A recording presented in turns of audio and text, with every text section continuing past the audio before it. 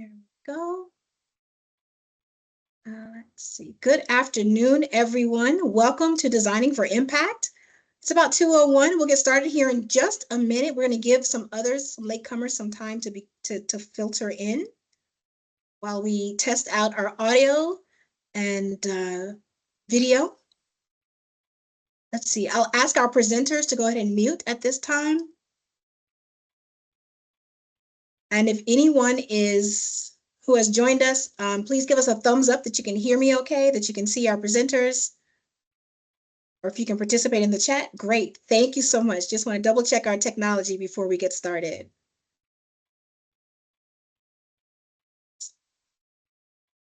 Very good. And we have, okay, great, perfect. All right. I have 2:02. And so I'm going to give our latecomers just 30 more seconds, and then we'll get started because we do have a packed agenda today. So we're going to need every minute. I see some more thumbs up. I have a hand raised. Do we have a question already? You want to drop that in the chat for us, please? Or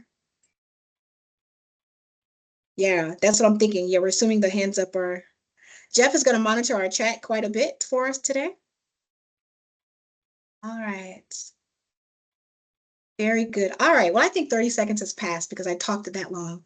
Welcome, everyone, to Designing for Impact, where we're going to talk about integrating open education into instructional design practice. We are glad that you are with us. We have a panel of experts here for you today, and they're going to discuss their personal information to share with you. But at the end, we will have a chance for question and answer.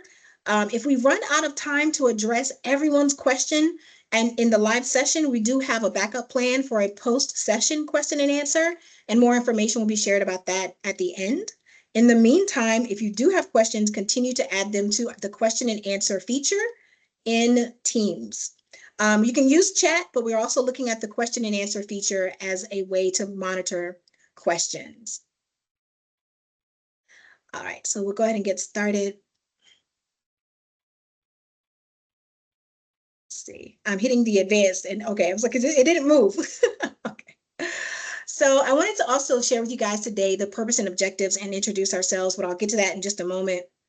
Actually, I will introduce myself. I'm Nikita Afaha, and I'm a program manager at Affordable Learning Georgia, which is an initiative of the University System of Georgia. Many of you here are employees and part of the university system.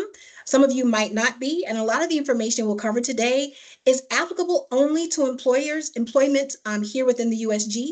So for those of you who are not employed with the USG, we know that you'll gain some insight about open education and instructional design, but just be cautious that some of this will apply only to employees. Some of these resources that we're going to share a little bit later on.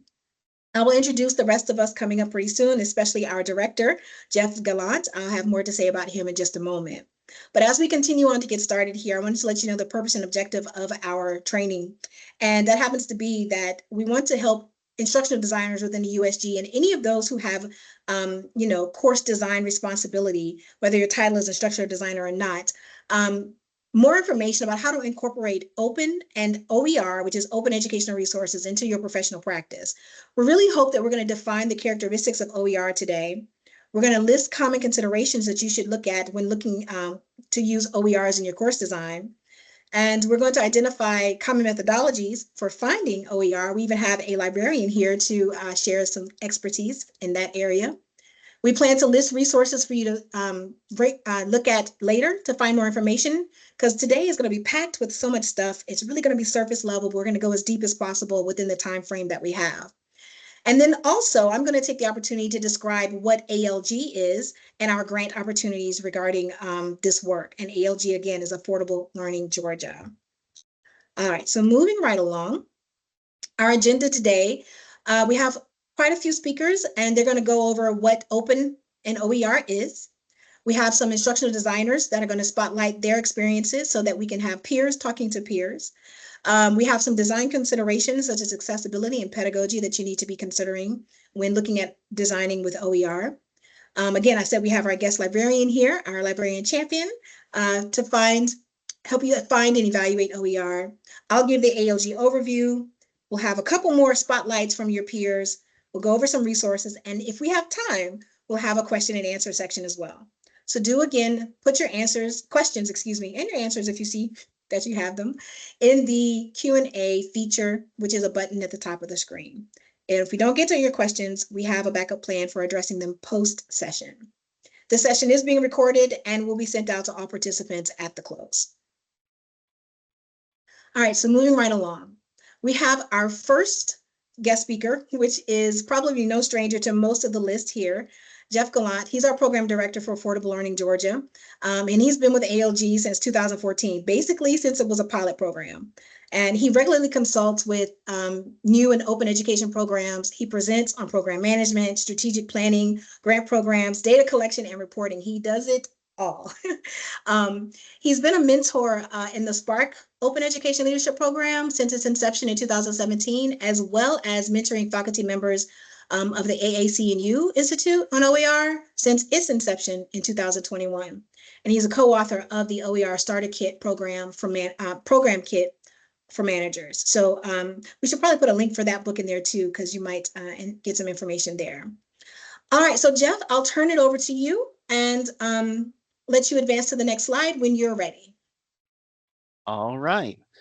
Thanks so much. And yeah, so we're going to run through what open is and what OER are before we get into the real stuff, which is instructional design with OER. And that's really why we're here. OER have a few definitions. The best one that we have right now is hosted by UNESCO.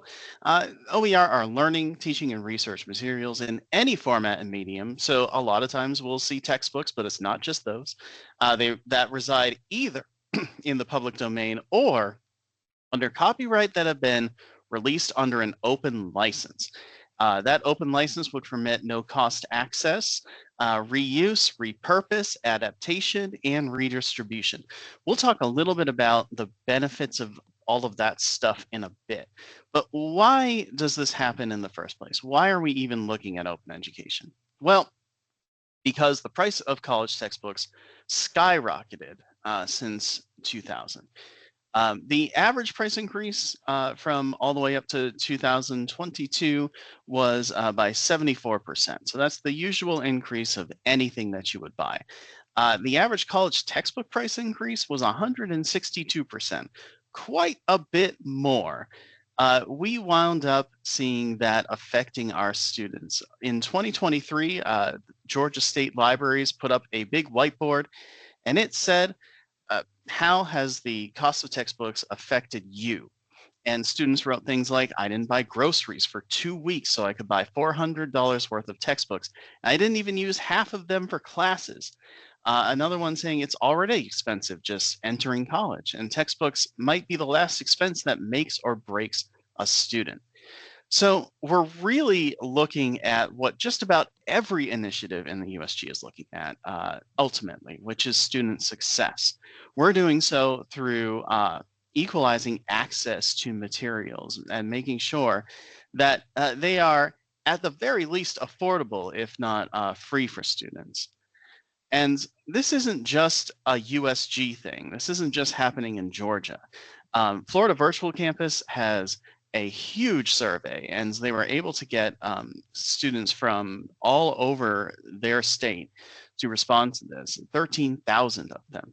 And over half of those students said that they didn't buy a required textbook for their courses. 4 out of 10 avoided registering for a course because the textbook cost was too high. 1 in 4 dropped a course because it was too high. 1 in 3 earned a poor grade because that cost was too high, probably because they did not buy the required textbook for that course. This is not just a Georgia thing. It definitely happens. And this survey has been used in a couple of other places, like Pennsylvania, and they found just about the same percentages there. So OER are one way to address this. They are free textbooks that are available for anybody to download immediately, make copies of, send them around. You can use them, and they don't just disappear the way that a subscription-bound or a rental-bound textbook would be. You can keep them for as long as you want. There are no costs to students. You don't have to worry about creating an account, creating a subscription. No one's tracking your data. No one's selling your data. There might be some Google Analytics on some OER sites to see if people are actually using it. That's more to communicate value than anything else. No one's selling that as marketing data. Uh, the great thing about open educational resources instead of just free educational resources is that they're flexible. So if I create something for a library science class and someone in Valdosta State uses it, and then someone in Simmons College wants to use it, but their context is very different, they want to teach different stuff, they don't just have to take a look at mine and say, well, it doesn't quite fit what I want to do, and therefore I can't use it. You can customize it, you can repurpose it, you can make it hyper relevant to exactly who you're teaching. So if you're up in the Northeast, maybe you're teaching a little bit more about uh, those big private Ivy League schools, being a librarian there. So maybe you add some case studies from that. You totally can, because the open license already gives you permission to do so. These are authored by experts and they're shared by experts. They're written by faculty, their names will be on it. They are customized by other faculty, they're revised by other faculty. Sometimes they're revised by the same faculty member, but like 5 years later. It's so what I'm trying to say here is that open doesn't just mean that they're free for students. It also means that they're flexible, and with the right amount of work, you can make them super relevant as well. And librarians can help with creating them. Instructional designers like you can also help with creating them, with customizing them, with making them more discoverable. Now, how does this all work? It works usually through Creative Commons licenses. There are other licenses out there. They're usually made for things like software. We're not going to get into those today. The ones that we are concerned with are the licenses that say, yeah, we made this in Microsoft Word, but the content of it is what's under the open license. So they all start with attribution. When you get a Creative Commons license, it is CC by and then some other stuff. That means you must attribute the original work that your new work came from. So if I'm going to make a new revision of an open textbook, I have to mention that this came from this previous textbook by this author. If I do that with videos, if I take a script from a textbook and I make it into a series of videos, I want to attribute the original in the description. And this is just fundamental to Creative Commons licenses. There's often some concern of what if I create something and someone makes a bad version of it out there? Well, if they make that bad version, they have to attribute the original work. And if they attribute the original work, you could find that original work. You've got kind of a traceable history to get to the good one. And yeah, so attribution isn't just about giving credit, it's also about retracing that history all the way back. The other restrictions that you can add on a Creative Commons license to say, okay, yes, you can revise this, you can edit it, you can share it, are two. There's one that is non-commercial. You can't share or create derivatives of your work for commercial use. A lot of times this doesn't really matter too much. You're not like, I don't think Microsoft should be copying it, but it can actually apply. There are some industries where people say, well, if I write something, this company is going to take it and put it in their for-profit manual immediately, and I know this for a fact, so I'm going to put NC on it. Perfectly fine, you can do that. It's an extra restriction for people to deal with, but it's not too bad. Share alike is a lot like open source software licenses, if you're familiar with those. They give the responsibility to the next person to share it under that same open license, to say this openness must be passed along to the next work that you create. So yeah, that's another one that for our grants are optional. Same with non-commercial, it's an optional thing if you want to do it. But what we do not recommend in our grants and what we do not recommend throughout creating any new OER is putting a no derivatives restriction on it. This is where you say, yes, you can copy my thing, you can share it, but you can't revise it, you can't remix it. It has to be in exactly the same format from what it is here over to here. You can make different file format changes, but you can't change anything about the content. This is often meant for personal works, for art. This is also made for things that you don't think should be altered. If you've got an article on cancer research, maybe you don't want those to be remixed in any way. That's fine. But in education, so many of us teach in different ways. We have different students. We have different courses that have a different curriculum to them than someone at a different institution. And in order to make open education work, that flexibility really needs to be there. So putting a no derivatives part on it really kind of restricts open education from moving forward. So we say do not use no derivatives in education. And of course, this can't work with share alike because you have to share the same exact thing. You're never going to make a different derivative work. The license abbreviation, so you might see these on OER as you're going forward. They just mean those 4 building blocks. And really, we're only looking at 3 building blocks. There's CC BY, there's NC, and there's SA, and you can put them together. And that's about it. So if you're attributing a work, it's super easy. Everybody say hello to Rocket. This is my very simple way of putting my dog on these slides. You would just put in the footer or in the description or in the metadata, the title of this work by this name is under a Creative Commons type of license, CC BY or attribution, non-commercial, that kind of thing, 4.0 international license. You just say it. You don't really have to do more than that. You can link to it if you want to. You can also get a machine readable license over on the Creative Commons chooser. That's nice. You can let Google search for just open license stuff that way. It's really neat. But you don't have to. All you really have to do is specify the license, specify the title and the name, and you're good. So, a couple of things about open licensing you should know. The first is that it is forever. If you publish something and you say it is under an open license, this particular open license, that can't go away. You can't take it back. And that's really important because if I were to use something 10 years down the line, I don't want to be worried that someone took those rights away at some point and is going to sue me, right? Or say, oh, you infringed on my copyright. You can't do that. You can open it further though. If I'm saying, well, okay, non-commercial and share alike on the original, and then later on I go, I don't really care about the non-commercial or the share alike, just do what you want.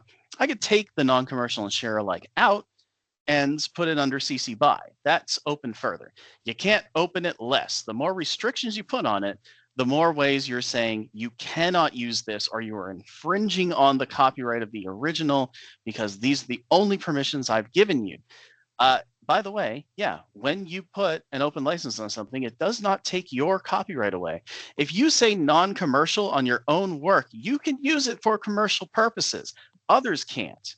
You have the permission because you have the copyright. Now, if you give it away in a contract or something, that's a little different. So OER works in a life cycle. You have a creator or a team or a whole bunch of funders or whatever it is that want to create something. You've got a lead that coordinates the whole thing, and then it gets implemented into the classroom. But that's just the starting point. Those permissions let other authors start sharing it out and saying, hey, guess what?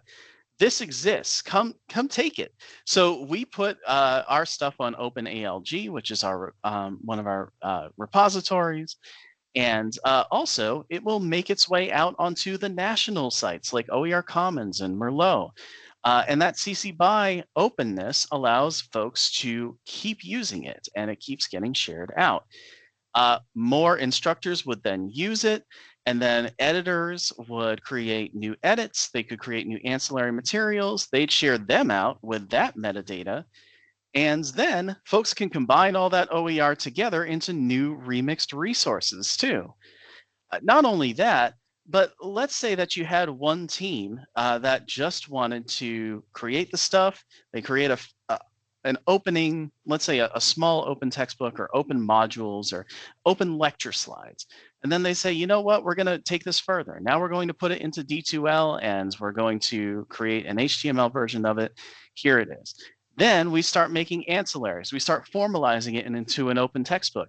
And maybe 5 years down the line, you have an open textbook, ancillaries, and an open course to share. So it can be a global life cycle, but it can also just be a life cycle within your own team.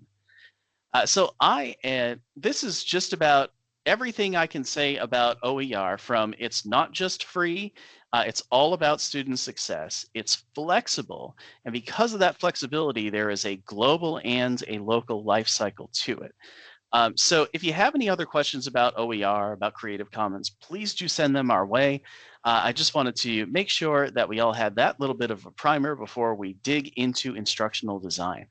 So let's turn this over to Amanda, and I will go to mute.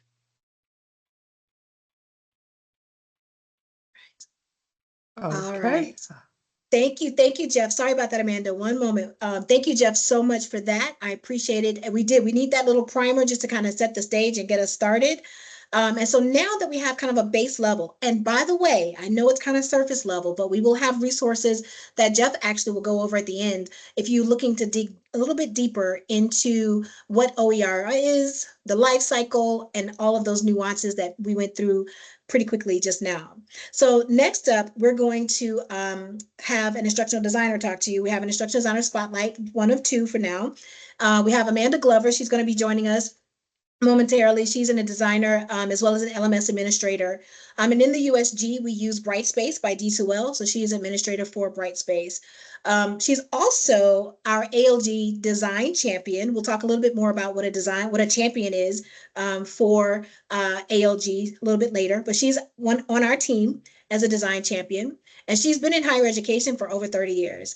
She's worked 24 years in IT at Fort Valley State University. She supported the university's distance learning technologies, professional development and training services, classroom AV integrations, all before transferring to the online learning within at VSU, where she is also an alum. So she has deep roots there. And in her current role, she serves as the primary LMS administrator, an instructional designer, and an assistant grant manager. She was even recognized by her university as a recipient of the gold standard of customer services. And I can attest to that. And Amanda is a wonderful person to have on our champion design team. And that is one of the reasons why she was asked to speak here today. So Amanda, I'm going to turn it over to you. I am going to stop. I'm going to mute, and then you can take control and start sharing your screen and move from there. Okay, thank you.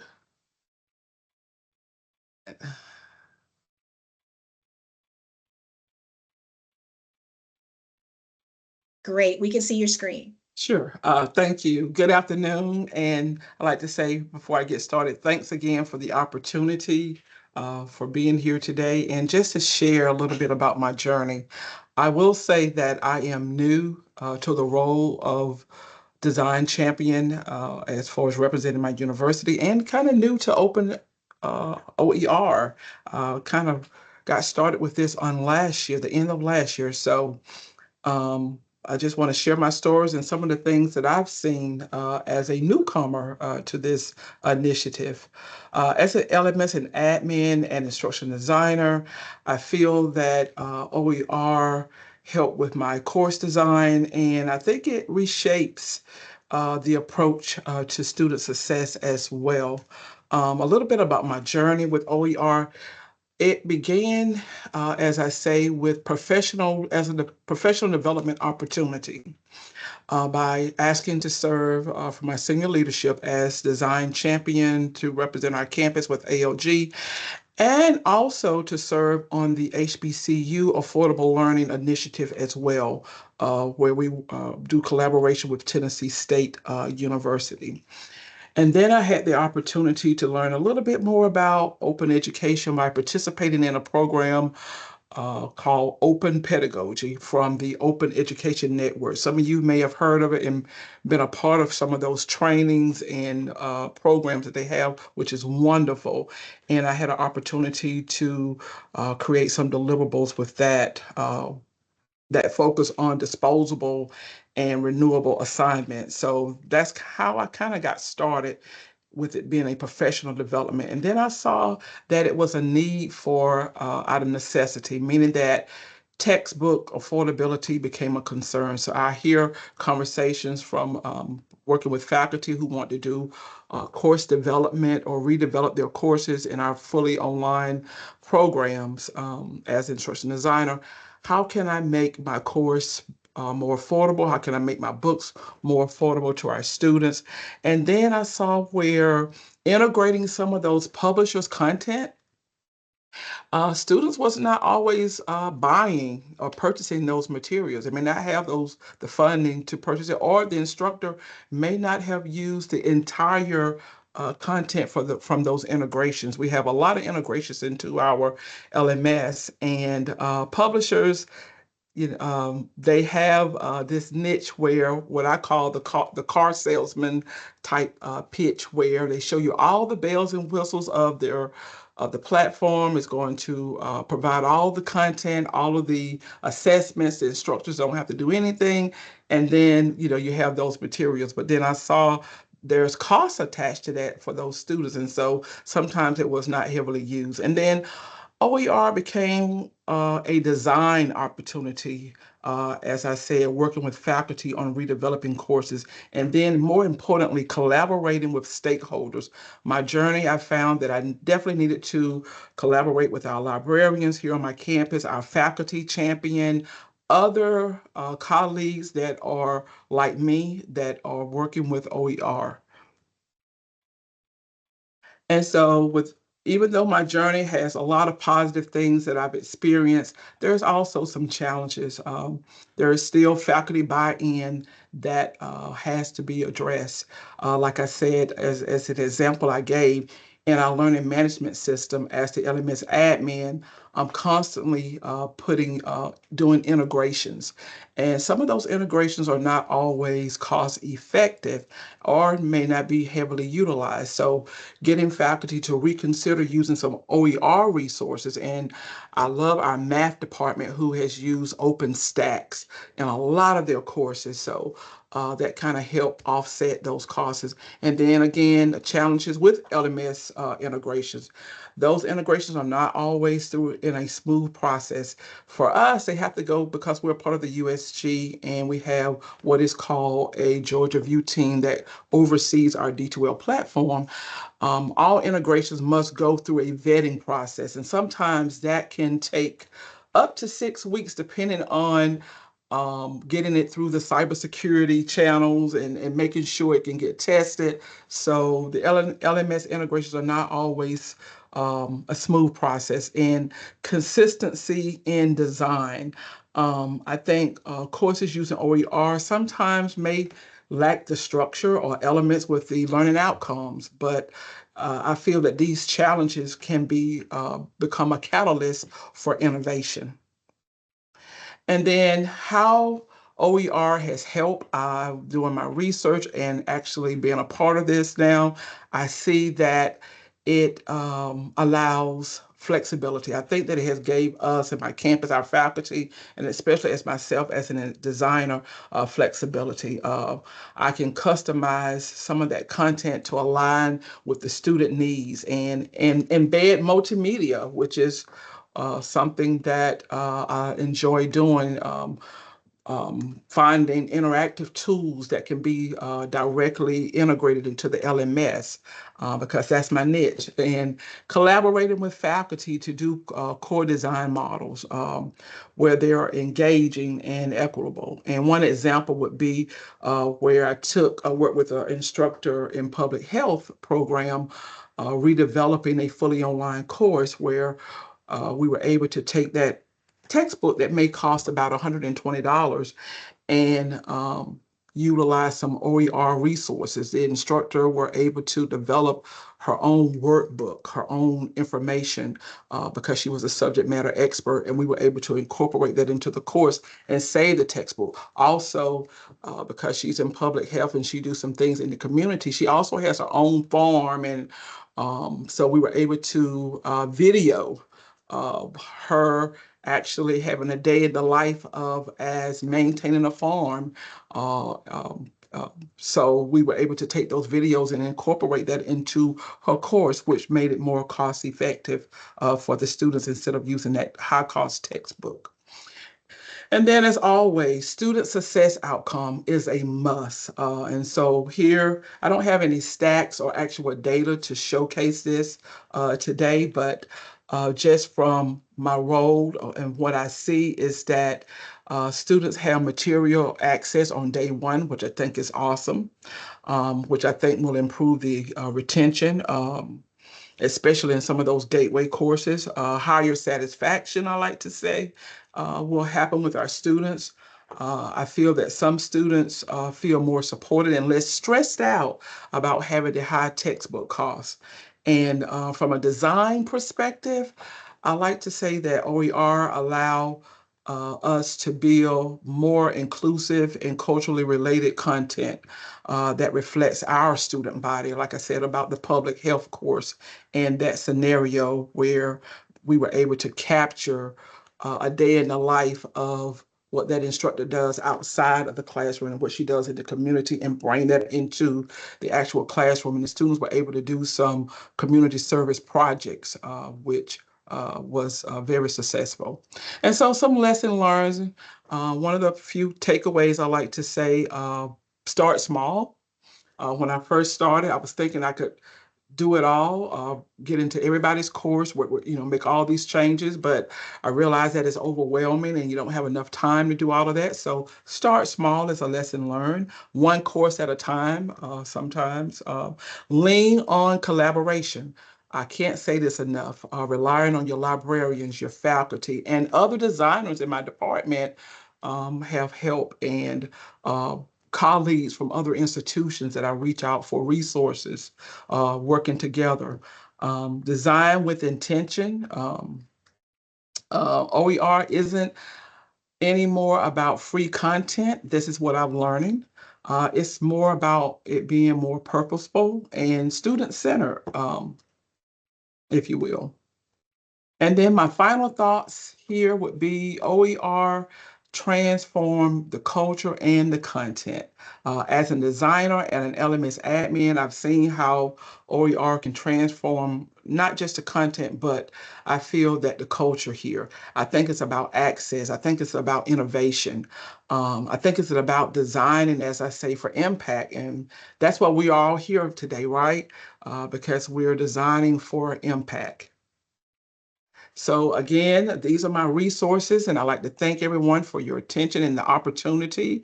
I'll be happy to answer any questions when that appropriate time happens, and any feedback. But these are my resources that I utilize to help put my presentation together. Thank you again for the opportunity.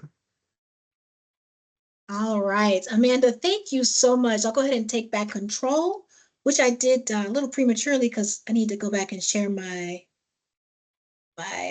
screen here. 1 second. There we go. Let's share the screen. All right, hold on. We'll just go right back into that. Okay. My apologies. I was telling these presenters to be sure that they were prepared before they shared their screen. And look at me, not prepared, but it's okay. It's okay. All right. And so let me just see here.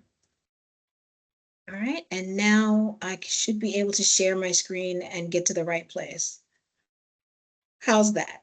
Did it work? Is everyone seeing my screen? Because I'm not seeing it. We can see your outline, the outline of your slides. That's why. Okay, let's wait 1 second, please. All right. Go right here.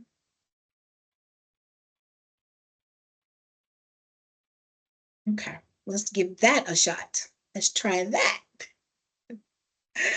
All right, so we're getting on track a little bit better here. Let's yeah, we're close, right? But let's see if I can now get to the slide I need to get to without taking you all the way through every slide. There we go. Let's try that.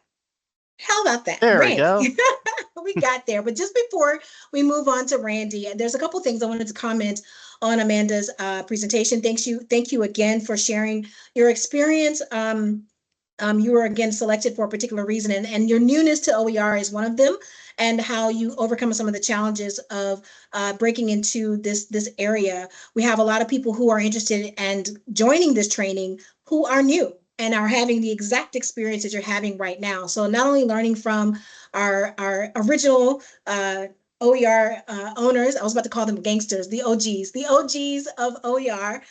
Some of my culture sneaking in right there, but not only that, but for the new people as well. So if anyone has any questions for Amanda related to getting started new, especially some of the things she pointed out about the need for collaboration, there's some information that's not really widely shared, like the HBCU OER collaborative effort. If you need more information about that, you'll be able to contact Amanda after this. In addition to all of our guest presenters today, including Amanda, there are questions being dropped in the chat as we speak. In fact, we have one from Estelle Bester that is asking about when we create activities in Creator Plus or Author Tools in D2L. Can we use those activities as OER resources? So if you're a presenter and you know the answers to these questions, please do participate in the chat with our audience. And at the end, we will also gather these questions for a document that we'll share out with you later. And it looks like Jeff is also participating to answer some of those questions. So we can answer those as we go along in both the chat and the Q&A feature of Teams, where we can better manage what questions have been answered or not.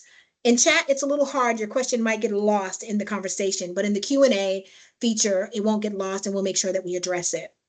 Now, let's move along. Randy, Randall Garver is an assistant director of the Center for Online Learning. He's also one of our design champions for Affordable Learning Georgia, and he's with Columbus State University. He received his PhD in curriculum instruction from Texas A&M in 2018, and he's worked in the field of instructional design and project management since 2016. So he's a bit of an OG when it comes to ID matters. IDs in instructional design. And prior to working full-time in online learning, he taught and conducted research in the field of teaching English as a second language. So having cultural context, he has a lot of experience with that. And I can imagine that OER really participated in addressing some of that. Currently, he supports faculty and administrators through managing their online learning projects.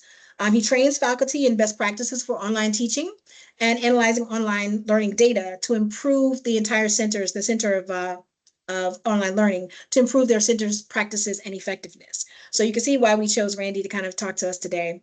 So I'm going to turn it over to you, Randy. Take control and advance your slides, and we'll hear from you now. All right, can you hear me? We can hear you. Okay, perfect. So thank you, everyone. So all right. Yeah, so I appreciate the introduction. Yeah, so I'll start off by saying I am a huge fan of OER, and look at a slide here in a moment to see where I started with it. But this is something that just as a way of helping students to make their costs better, lower, and to also is a great way to be able to work with faculty and bring in instructional design. OER is just a fantastic way to do this in general. Okay.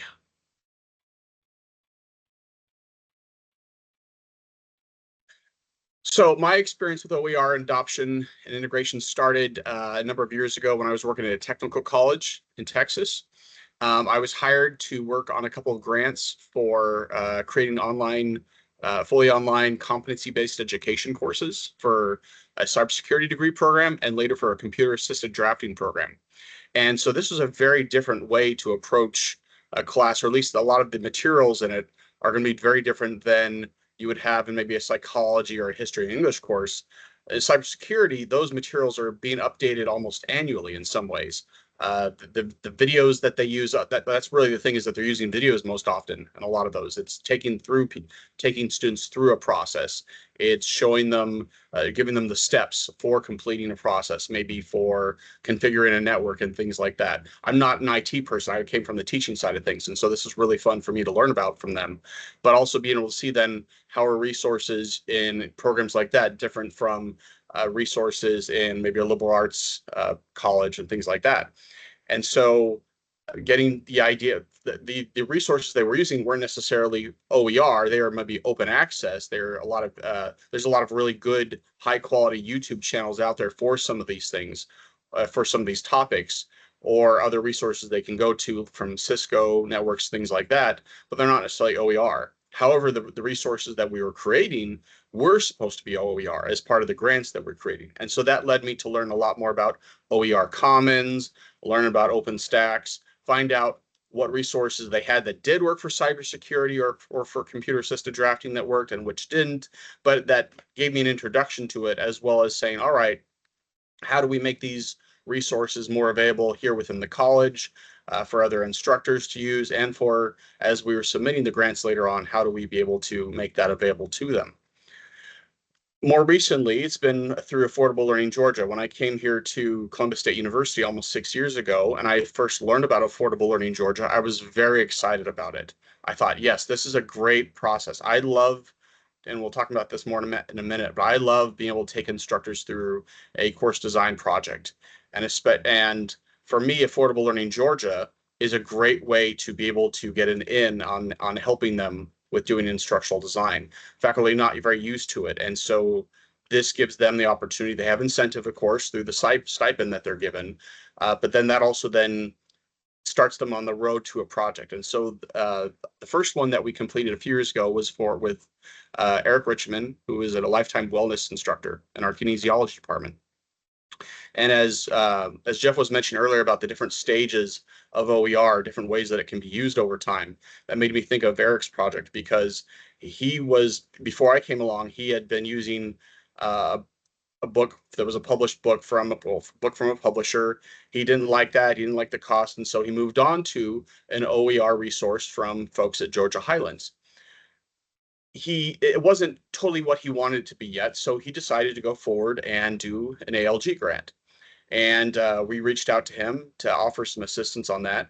He was very excited about that because he had a great, huge vision of what he wanted to do with the project, but he needed some guidance on it. And so we were able to provide him for that. He was going to be creating at first he was thinking he was going to create a brand new textbook and everything else, and create this based off of interviews and everything. And we said, that's great, especially for the time frame of the grant here. We're going to want to narrow that down. And so what he did eventually was he adapted the resource that he had, that Georgia Highlands textbook. He brought in information from some of the interviews that he did. Those interviews were with faculty and staff on our campus that had knowledge and experience and would teach about different dimensions of wellness. So he was able to bring some of those resources and information in, as well as from websites that are available, especially government websites that are probably going to still be there in the long run, and be able to combine those into one resource. And so that was adapting or adoption of one resource, or revising what he had already had that was an OER to create something new. And that was very, very successful. He eventually went on to win our institution's online instructor of the year award as part of that, because of how successful it was. It's a course that was used for many, many sections at the time. And so it was just very, very pleased with how everything went there. And the current project is we're working with a couple of instructors on an introduction to criminal justice course. And recently we were able to sit down with them and show them how many different resources are out there. They were thinking, okay, well, what do we do for this book now? Or how do we find something on this? And so we were able to sit down with them and show them, going to some of these different websites. Really, all I had to do even was just search OER Introduction to Criminal Justice. And we have found a number of different resources, including, if you're familiar with LibGuides, different institutions have created LibGuides. So LibGuides are often done through a library. Librarians help you out with this, that they're able to highlight different resources that are OER that are already out there. So we're not having to do the work of finding those. They've done that for us. And then we can have the instructors kind of guide them through that, of which ones do you like, as opposed to with a course where, okay, if I want to have a couple of chapters of this textbook and mostly from this book here, so I'm going to have students buy 2 different textbooks. Well, then maybe you're having them spend quite a lot of money off of one resource that they're not going to use that much. In this case with OER, that's not a problem. They're not having to pay for it. And if you're linking that into the course, for example, no problem. It's pretty easy to deal with. And so they've been seeing that recently here as we were working on this current project. So how does OER address instructional design challenges? Well, for me, the first thing is that it opens the door to introducing instructional design principles. A lot of faculty, uh, they've never really gone through a course design process before. They may or may not be aware of the importance of alignment between the resources and assessments and their instructional materials and so on. And so this grant gives them, and this project and the opportunity gives us that opportunity to be able to take them through those principles and really be able to highlight, since this is one of the first times that they might be looking at, okay, instead of just having the resource, this textbook that I've always had from a publisher, I really need to think more about how does this resource align with everything else I'm doing. It also leads to a lot of needed conversations. These conversations can be between faculty members, especially if you have a grant where there's multiple faculty members on the same team. The faculty are often very focused on their own individual courses. And so trying to share this work together can be a little challenging, or a little, hey, this is my side of things. This is, we don't cross paths on this, or we don't. And so, but getting them into the same room and be able to talk things out sometimes is really, really important.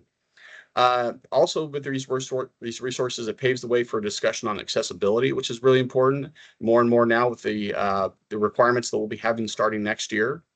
And my favorite part of all this might be the fact that I am a big advocate of not reinventing the wheel.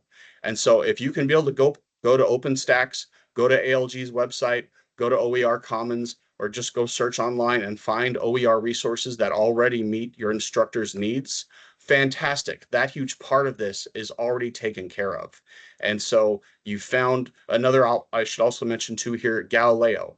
They have a lot of textbooks available through Galileo, so talk to your librarian. So there's a lot of resources out there that save you a huge amount of time in the instructional design process, but also development. OER projects are about people. Okay, this is really important. Host a kickoff meeting when you do this, and give faculty members the opportunity to just talk about themselves, talk about their course, talk about their students.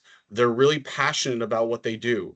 And so give them that freedom. There's some trust that you have to build as part of this, and listening to them helps to build that trust.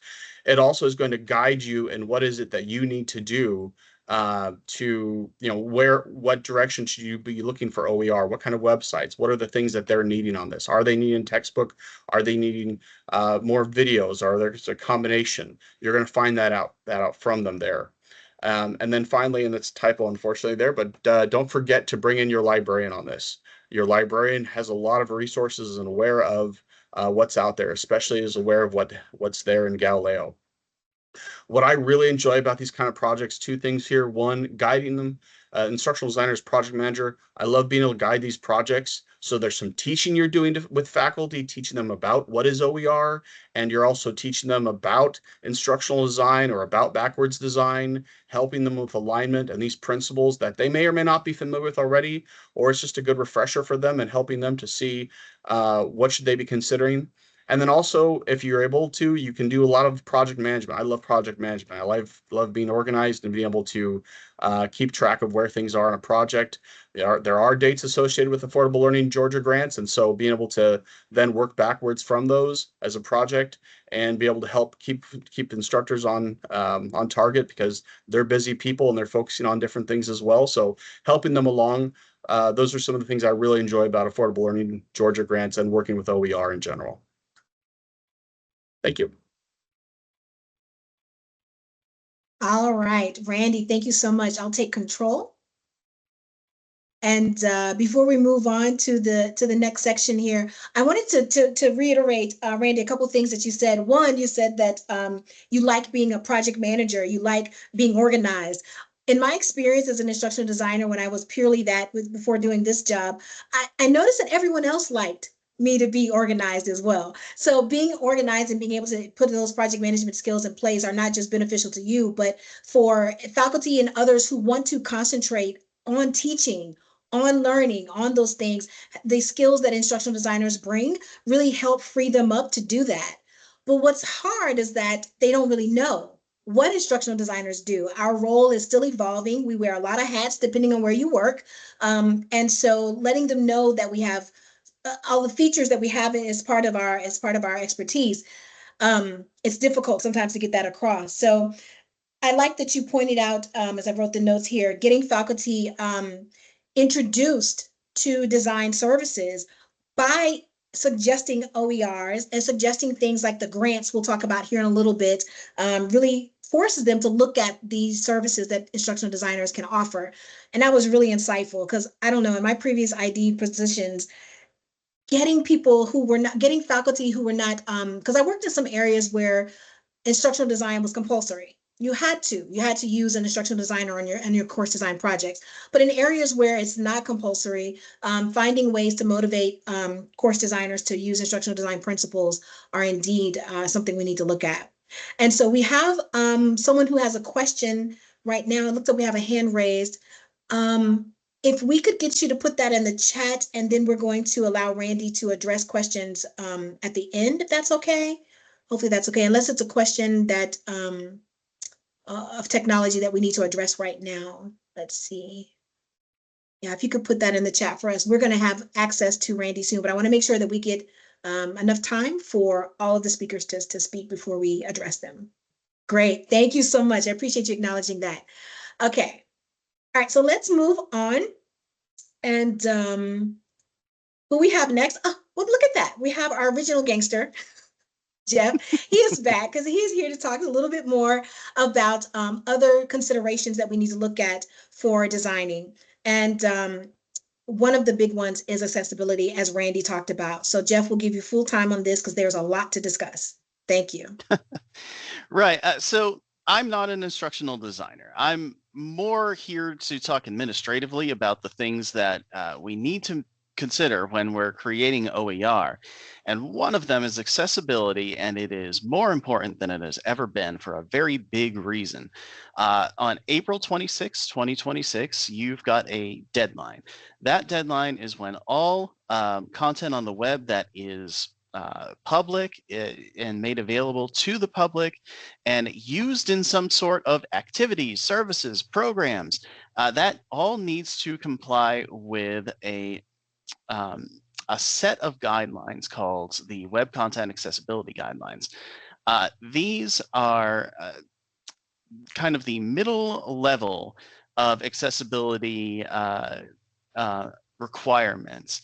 And so if you were at a level A, it would be just kind of like we did a couple of automatic things and hopefully it works. Level AAA is we have staff and they are helping with things like ASL interpretation. Level AA means that you've given a lot of consideration to making sure that someone with a disability can access the exact same information on your file, your website, whatever it is, that someone without a disability can do. There are some exceptions to this, and you may hear about them over time, but they don't apply to OER. Archived web content, for example. So these are files that you're not going to use again. They're sitting there. They're from 1996. They're not accessible, but they're directions to a picnic. That's not going to be used anymore.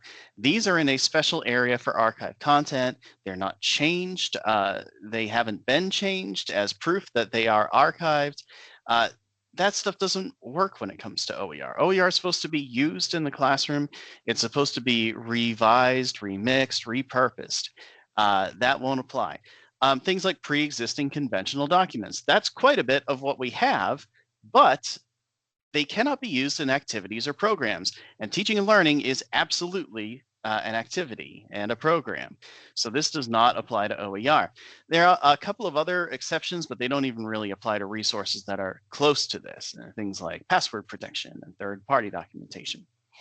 So what does that mean for us? Well, for OER creators, you want to focus mostly on the requirements in Chapter 1, and is the information that you present perceivable to all? So first of all, text alternatives to non-text content. If you have audio, it needs a transcript. If you have video, it needs captions or a transcript. If you have an image, so for example, a photo of New York City, that has to say in this little alt text field, photo of New York City. Otherwise, as you're going through, you're going to just say image, and then you're just going to keep reading the text as a screen reader. If you can't see, you'll have no idea what that was. If you have a big infographic, that's going to be much more difficult. You may want to have a text alternative below it that says, text version of infographic, and you can explain a process or something that's being mapped out. So alt text is super important because some, or basically all formats of information are not universally accessible to everyone because of various disabilities that folks have. Two, are they adaptable? So if I have a screen reader and I have an 800-page textbook, is it just going to start reading on page 1 and I just have to wait to get to the chapter I need to read? Hopefully not. Hopefully there's something in there that says, okay, so here's all the heading 1s, or here's all the chapters. Chapter 1 is this, chapter 2 is this, chapter 3 is this. Okay, chapter 3. All right, here's chapter 3. We start on page 200 and it starts reading. So structured text is super important to OER. You need to make sure that you're marking things, not just putting them in bold when there's a chapter or a subchapter. You want that heading structure, heading 1, heading 2, that kind of thing. Also, if you're using layouts in PowerPoint, that will get rid of the situation where you're putting random text boxes in and the screen reader won't know which one to read first. So if you do a layout that says title and content, or title and 2 contents, you put the title in the title, you put the content in the content, it knows what to do. If you put title and content, you delete the content box, you put an image in there, then you put a text box, it won't know what to do. So keeping that layout structure is another way to keep PowerPoint stuff adaptable to screen readers. Distinguishable. So making sure that when you're looking at something, you don't have to work really, really hard, or you can't even possibly see it, depending on a disability that you may have.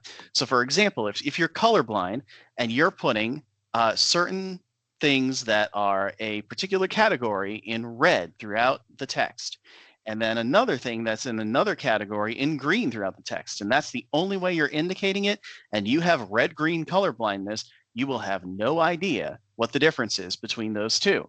Maybe one is lighter than the other and you can tell. So be sure to not use color as the only way to convey information. You can make it a way to convey information. I do it all the time in Excel, but be sure that there is an alternative way to do so. Contrast, making sure that you don't have a black background and a dark purple text. I mean, it might look moody, but you can't really see it, especially even people who are completely sighted from a distance would have trouble with low contrast. But you can use an accessibility checker to make sure that things like color contrast meet the specs. You also need to be able to resize the text. So if if I'm displaying something on a 4K TV as opposed to my monitor, I'm going to have to blow everything up to 250%. And if your thing is able to be resized, it'll do it automatically, and I can see it. Now, folks who have a vision disability, that's even more important for them. And especially, do not use images of text as text. There is a lot of great tweets out there with a quote on them that's nice, and they might put the head of whoever said it next to the quote, and somebody might take that image and put it into a PowerPoint or a Word document as the text itself. Well, that's not good. Use text if you do it. Also, if you really want to have that image of text, especially if you're going to do like an example of a meme, and here it is, be sure to use some descriptive alt text that gives you all of the text on that image in the alt text. Noel has a question. How might text alternatives work for content in which there are problems in which a student needs to interpret data presented on a graph or table? So think about how it would be if you are just listening to a graph, right? What does that graph have to tell you in the text. So if I have a line graph in my textbook, right, and it's showing an increase of textbook costs from 2000 to 2022, I don't have to say that it's that the color of this bar is Pantone red or something like that. What I do need to say is that it's increased this amount since 2022, and the other one has increased this amount since 2022. Making sure that all of the relevant data that is in that graph, all of the reason why you are sharing that graph is available in text is what's most important. It's difficult with graphs. It is absolutely a difficult call to do, but with alt text, you want to make sure you're conveying what it is you want to convey, the same information from one person to the other. And Dr. Mizogi says this is a very challenging endeavor. There's a real support for helping work on that, like for grants for just making content accessible. So continuous improvement grants can help with that for sure. They have within the application the amount of space it takes to convey how much work it's going to take to get this done, and who's going to do it, and what you're going to need. So yeah, be sure to look at a continuous improvement grant for something like that. I will move forward a little quickly just to make sure that everybody who's not me can be heard in this. The other chapters on WCAG are mostly not for OER. Don't worry about them too much. I've got a list of them here. It's mostly for tech stuff. If you make tech stuff, you'll need it here. If you make videos, you might need it here too. So the details on it, there is a WCAG 2.1 list. It is very web page focused, and it's tough to read for someone who does not make web pages, but think of it in terms of PDFs, think of it in terms of Word. Dr. Russell says some institutions have accessibility departments, often disability services, offices. There's lots of tools and checkers you can use. Use WebAIM for contrast checking on websites. Yeah, absolutely. We have accessibility guides over at ALG that will get you there for basic documents, the stuff that you would maybe use when you're making basic OER. We're talking Microsoft Word / LibreOffice kind of stuff. And these were done by instructional designer Tiffany Tiarina. So shout outs to instructional designers once again. And be sure to check those out. I'm going to move on and turn this back over to Nikita. Jeff, thank you so much. Jeff is really our resident expert. Well, he's not a lawyer, but he does have a lot of information and expertise in regards to accessibility, especially when it comes to open education, and our responsibility as ALG program managers to make sure that what we put out and publish through our repositories meet the standards. So Jeff, I will also give you a heads up that there is a question that came through on the Q&A feature while you were speaking. So if you could go check out the Q&A feature and see if you can address that. And there are a couple of questions. Thank you. There are a couple of questions, of course, that you addressed while talking in chat, because you are the chat ninja. I love the way he's able to do that. And of course, if you need to go into more detail, please do share that, because all of the questions will be shared again at the end of our post session as we share out the recording as well as other resources and documents. And so do continue that conversation in the chat as we move along. But we have quite a bit more to go, so let's get started. Our next presenter is Angela Reed, and she's going to talk about another consideration that instructional designers need to consider regarding tools and pedagogy. So Angela is, let's see, where are we still? Oh, I haven't taken control back. I was like, where's my notes? Because I have to take control. There we are. So Angela, she's an assistant director of the instructional design and development group over and an LMS administrator as well at the USG's eCampus. And eCampus is indeed a USG initiative, a collaborative program for all of the system members. She's also she's the instructional design and development and LMS administrator for eCampus for eMajor programs. Now, Angela has earned her EDS in Media and Instructional Technology from the University of West Georgia and a Master of Education in Curriculum and Instruction. And she started her career in higher education over 15 years ago. Again, another one of our, I'm already there, OGs. Let's just go ahead and add her to the category. So she has also served as an academic specialist working with students and faculty at Shorter University. So she has more experience than just within the system of university system of Georgia, which might be helpful as first perspective for us as well.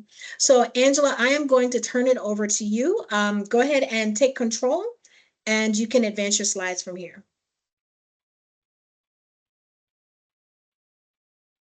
Okay, looks like I have control, right? Yes, indeed. Indeed you do. Yes. All right. So hello, everybody. Thank you so much, Nikita. I am just happy to be here to present and share and receive knowledge. So I really appreciate this opportunity. And Nikita told you everything about me. I do serve in the role of Assistant Director of Instructional Design and Development. But you have to know something else about me because there's other stuff that's like way more important.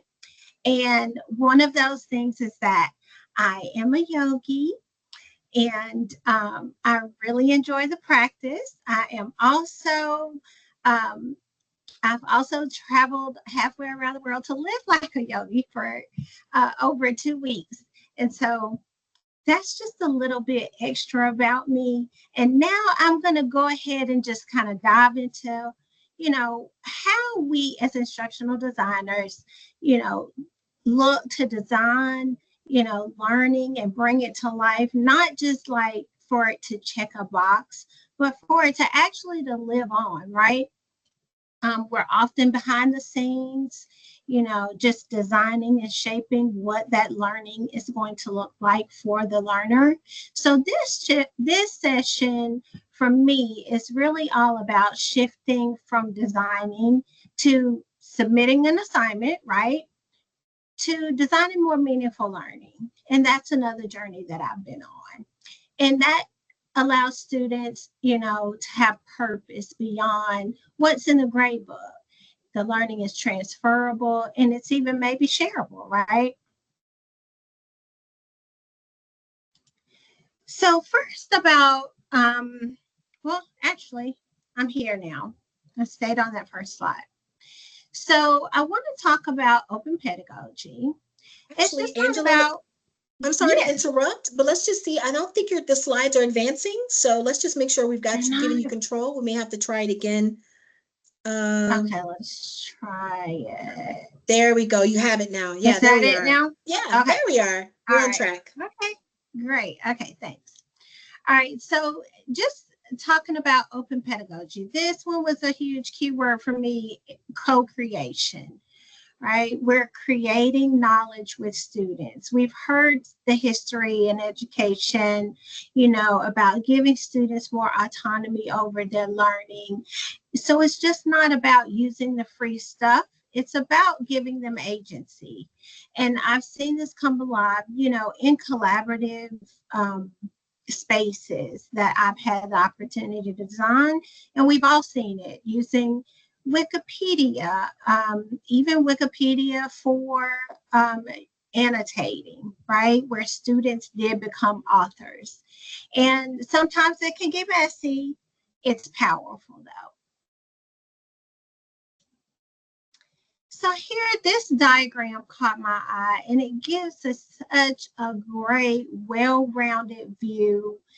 It really captures the shift of open pedagogy, right? We're moving from consuming the knowledge to actually creating and co-creating the knowledge. And yes, it does feel uncomfortable, but we are known designers to stand the course and be in that collaborative space with the SMEs that we work with.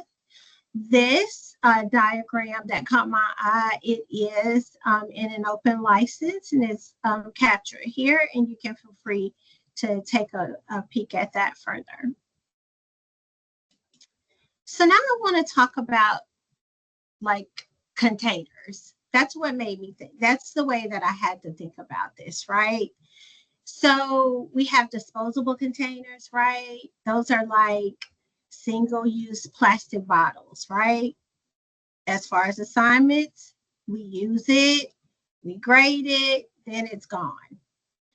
On the other hand, a renewable assignment, they're like that favorite reusable coffee mug or that container that you use for lunch.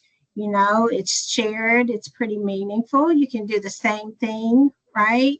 And you can build it. It's built to last. That's what it's for, right? To be reused. And these assignments, they do tend to just live beyond the course, and depending upon how far or how far of a reach or sharing, it can live beyond the institution as well.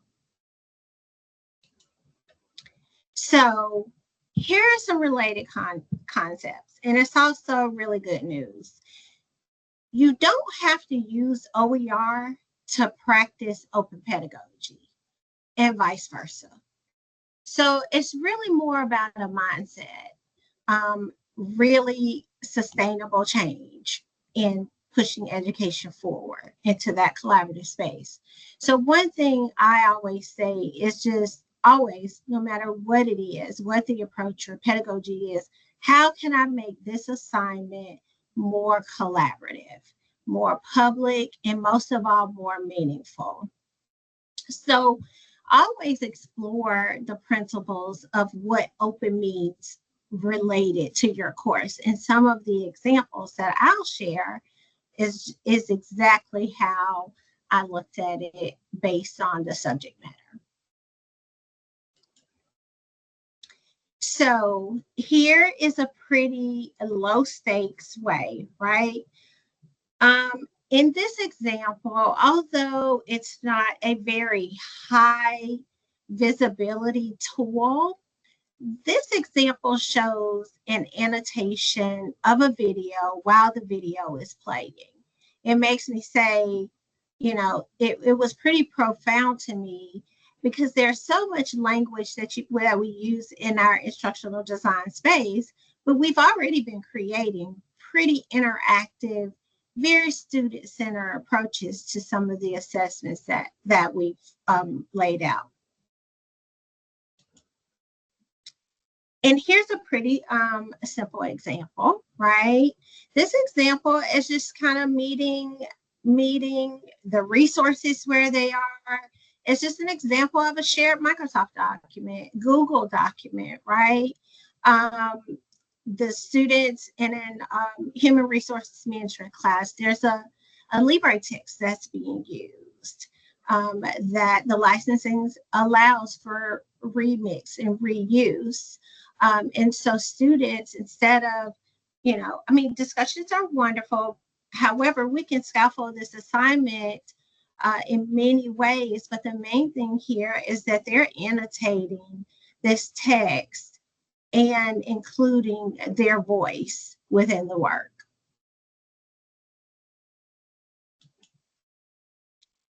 A more advanced example, and I say advanced because of the tools and the resources that may be available, is a video annotation. And this one is like pretty much on steroids, right? Because we can use the H5P resources if those are available, but it shows open pedagogy, that open pedagogy mindset. It's a renewable assignment.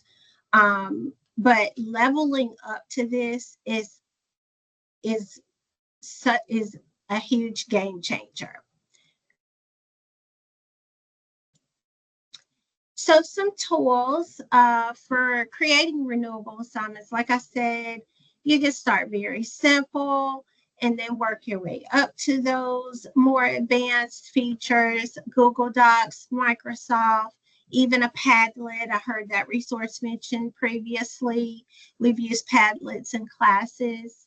And then the H5P, it is a free available resource where you can create an account, but then there are sharing, you know, sharing strategies that will need to be addressed, you know, for the LMS. And then there's things like Pressbooks as well. So here are my highlights. Open pedagogy is a mindset. Everything that we do in transferring the learning, we take, a mindset. And I see that in the chat, and that's correct. We've been getting hosted very much so with as an option with D2L and Creator Plus.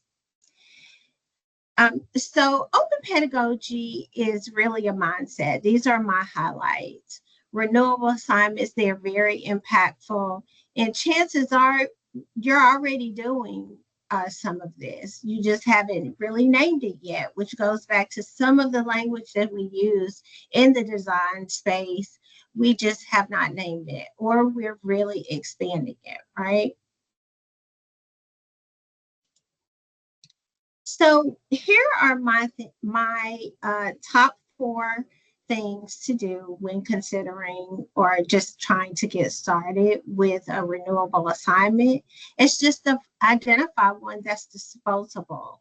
Redesign it for collaboration. It doesn't always have to be groups. It can, be the entire group, but redesign for collaboration.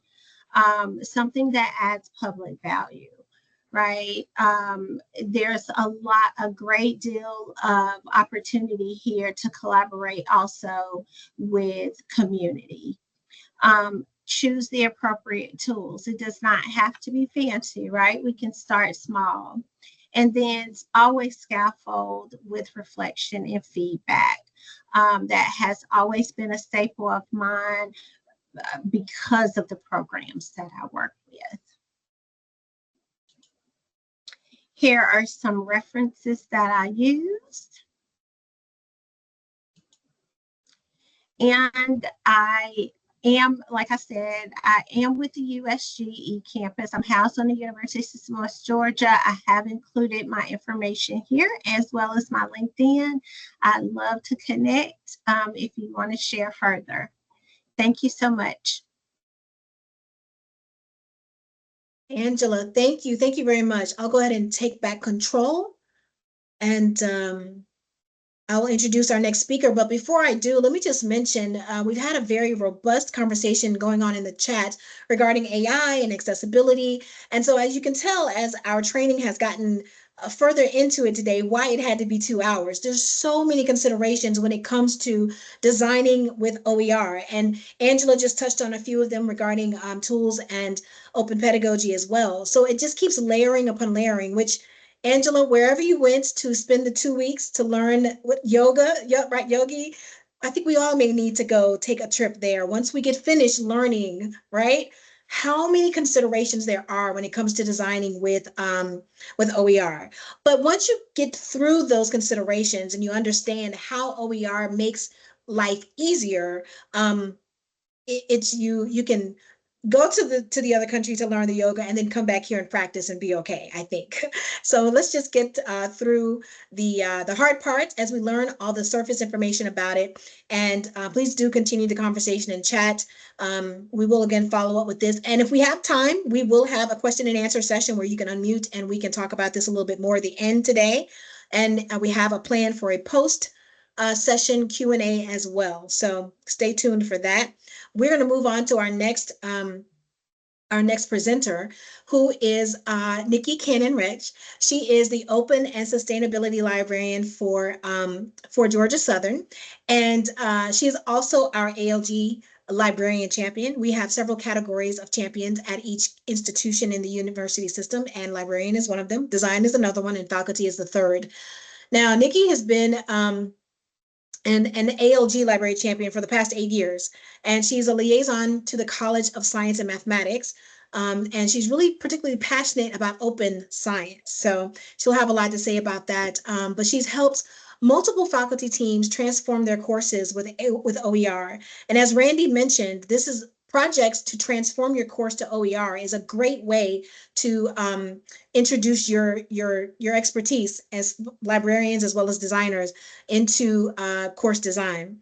So she's done a lot of that by helping faculty do transform their courses, and she's worked closely with the instructor designers as well on the Faculty Center for all open educational projects at Georgia Southern. So while faculty may have a reputation for not knowing all of the features or expertise that a librarian or an instructional designer can help when it comes to designing their classes, we're also guilty of not utilizing the resources of each other. So I'm glad to have our librarian here, our resident librarian champion, to share with us some of the resources or some of the ways that we can find OER. But maybe she can drop a couple of hints about why we should also make sure we're partnering with our librarians in any of our projects related to open education. So I took up some of your time, but don't worry, I'll give it back to you at the end, Nikki. And you are welcome to go ahead and take control and share your screen.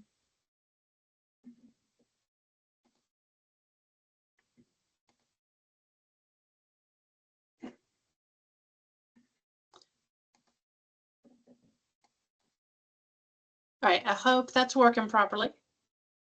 Let's see, I'm not seeing your screen. I'm seeing you, but I haven't seen your screen just yet. So try sharing your screen one more time. There we are. We see the first page. Is it there? Okay. Yeah, we're ready to go. No, my computer does not like Teams. I know. It never has liked Teams. It's a struggle. But I'm so happy to be here today, and I'm kind of happy to be going when I'm going, because basically I get to just reiterate a whole lot of things that have been said already, which is fantastic. So everyone's been talking about these OER materials, all of this stuff, and you're like, okay, where do we find it? There's no national repository in the United States, y'all. So if you haven't been searching out there before, if you haven't tried, it's all over the place. It's here, it's there, it's everywhere. It can be very, very confusing for your faculty, especially, okay? And what I've highlighted in here is not an exhaustive list by any means. There's some of the basic go-tos that I will send faculty to first or help them with. But OER has been expanding, especially since COVID. There's a lot of material out there. There's a lot of variety in materials out there. And with the adaptation of open educational practices like open pedagogy, it's not just textbooks. It's been beyond just basic textbooks for a long time now. So we're going to talk about just some basic searching. And many of these you just search by simple keywords. The subject that your faculty is teaching can be the first start for a keyword. So this is one of those areas we're working with a librarian. If you don't feel like you're really great at searching databases, can help you. One of my go-tos has been Oasis for a long time. Hopefully it will show and go there. It has a really nice, simple interface that's easy to get through. And you'll notice up here that you can just immediately search by subject, okay? So if you have faculty who are needing some business resources, you can simply go to business and search that. Once you get into that area, notice you can also filter down by the type of resource. So textbooks, they absolutely want textbook. There are 148 of those. Oh, in Nikki, this particular. Yes? it's still just showing your slides right now. Is it real? Okay. Hmm. I love. Okay. I've linked folks over to Oasis if they want to take a look too. There we go. I'll talk about it a little bit. All of these links are live on the slides. You'll be able to get them and check them out. But know that you can sort by subject. You can sort by the content type. You can also choose what type of licensing you want. So you can go with CC BY, or you can see how many may have a CC BY share alike, which Jeff talked about before.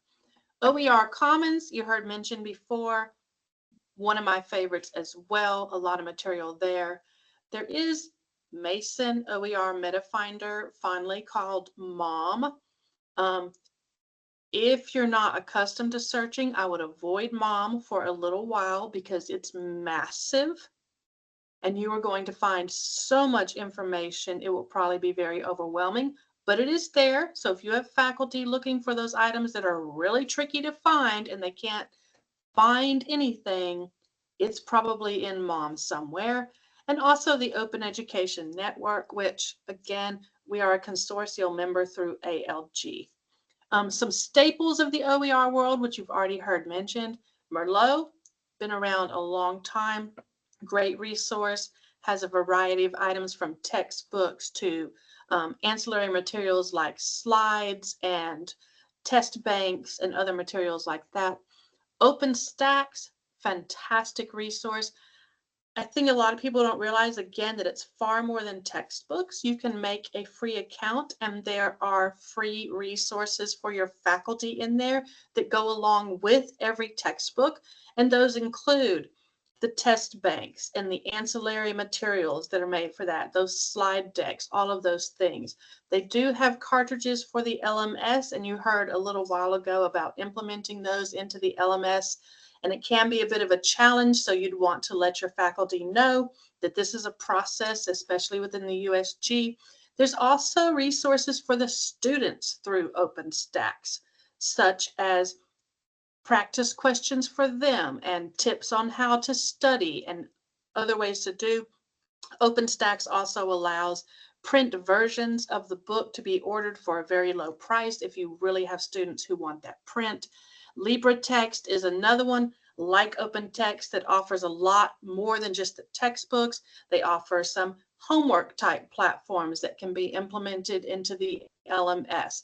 So your faculty are getting more of what they're used to with those proprietary text, where it's in kind of a system all integrated into one. They've got their textbooks, they've got their ancillary materials like their slide decks. There's also homework platforms where students can practice problems and submit homeworks. They may not be 100% free in some of these, but they're usually a much lower price than some of the proprietary materials they're using. Also, Pressbooks Directory. A whole lot of persons and institutions are using Pressbooks to publish OER materials, and Pressbooks does make those freely available for you to peruse. They also can be searched by subject, by grade levels, all of those things, so you can get to what you're wanting. State OER collections are all over the place. ALG, a whole lot has been done here in Georgia, especially in a lot of these core classes and those classes that all of our students are required to take. Look there first. Something is probably there that your faculty can adopt straight out or adapt, as was mentioned in another presentation. Florida State Opening Publishing. Our friends in Florida have been rocking and rolling in OER for a long time. They offer some amazing resources.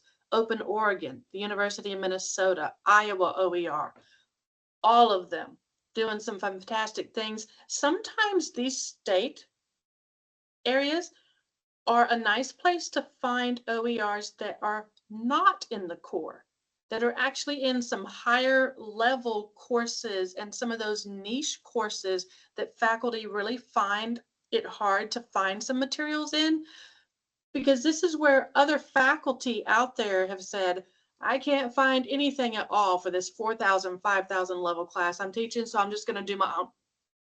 So these could be great areas for your faculty to find those things that are not always English comp or American history or something like that.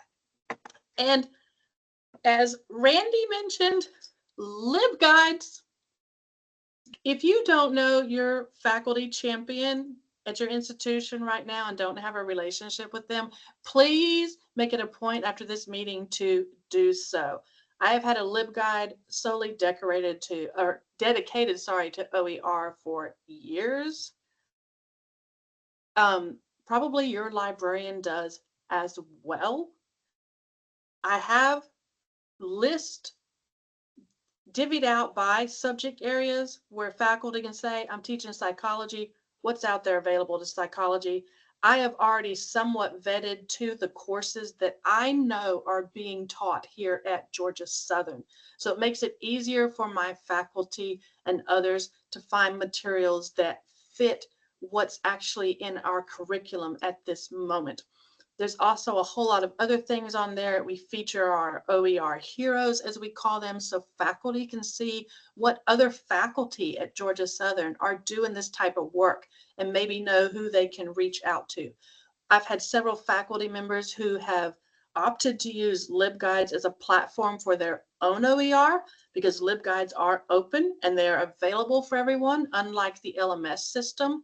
I don't know how other libraries do it, but at Georgia Southern, I remain the owner. I train the faculty members on how to create and add the content to LibGuides, and they have editing privileges for those. So they're able to create those guides exactly how they want them for use with their students. Evaluating OER. How do you know what you're getting is quality? Peer review happens a lot in OER, and a lot of people don't know that, and a lot of your faculty won't know that. In many cases, OER is evaluated far more than some of the proprietary texts they're probably used to looking at. Again, start with ALG. They have a lovely criteria for review that has been adopted from another source. It's a great way to go through and check some of the material and help your faculty. There's a faculty guide to evaluating OER.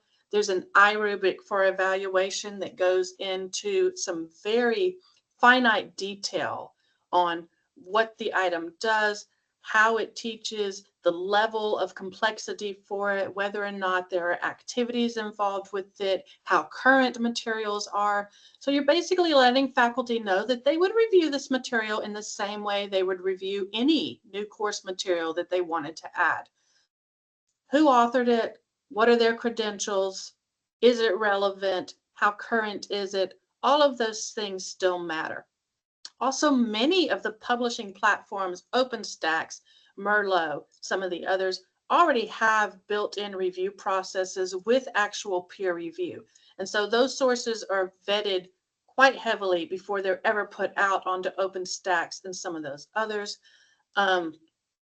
Open Education Network and all of those offer the peer reviews from other faculty for you to read. So you can read what other faculty are saying about these materials. They have no vested monetary interest in this, y'all. So they're very honest. They're very honest about how easy they feel it is for students to get through the material, how easy it is to read, how thoroughly the material covers certain topics. They'll even often list what they feel it's missing. Like, it's great for this, but it lacks a little bit in this particular area of this subject if you're going into that. So great way to get reviews there. There are other review tools that Jeff already mentioned for accessibility and some other elements. There's also tools for reviewing for representation. And I believe this one has been created by OpenStax that I link to. We all know that it is very, very important for our students to see representation of themselves in these course materials, not only in the images, but in examples, in problem sets, in situations that are mentioned in many of these. They need to be able to relate and see situations, people, family units, communities that mirror their own in order to truly relate to the materials that are being taught to them. This is a tool that will help your faculty review OER and even think about that if they're creating their own OER. So that's the great thing about these tools. It's not just for evaluating what is already out there. It's also helpful if your faculty go the creating route. It gives them something to be thinking about, something for you to be thinking about with them as their instructional designer in creating some of these materials and what should go into it and what should be considered as you're doing some of these materials.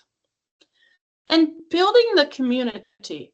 Again, know your library and also your faculty champion if you're lucky to have one.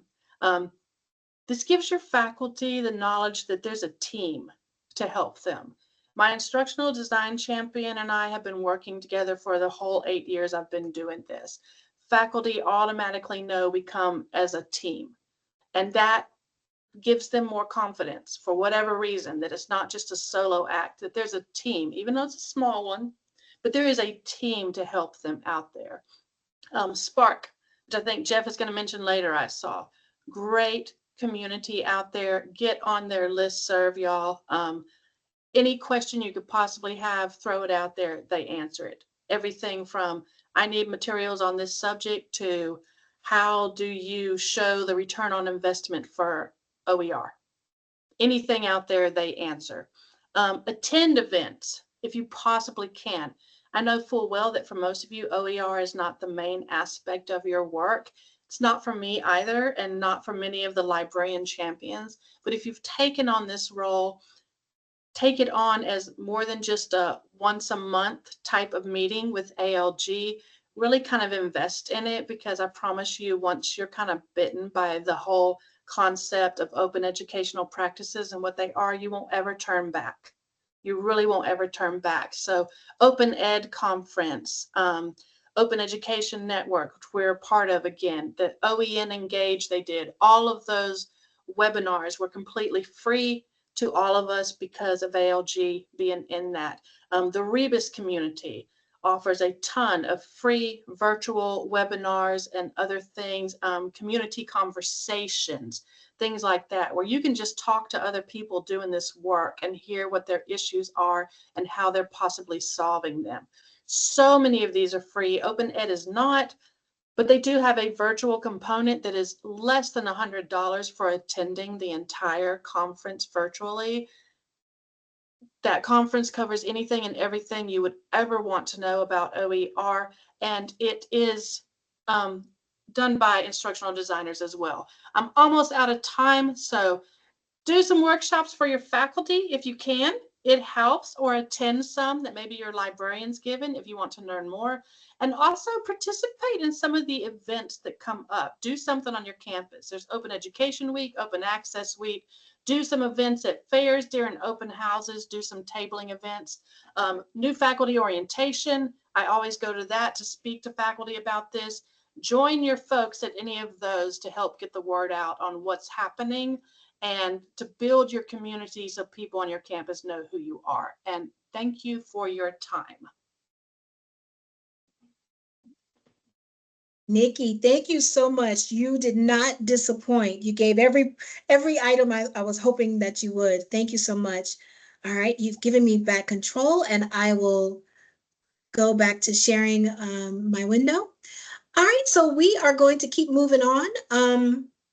We're going to be wrapping up here pretty soon. We look like we're on time for 4 o'clock. We had to make a few shifts, but we are going to get ourselves ready to go. Let's see. There we are. Okay.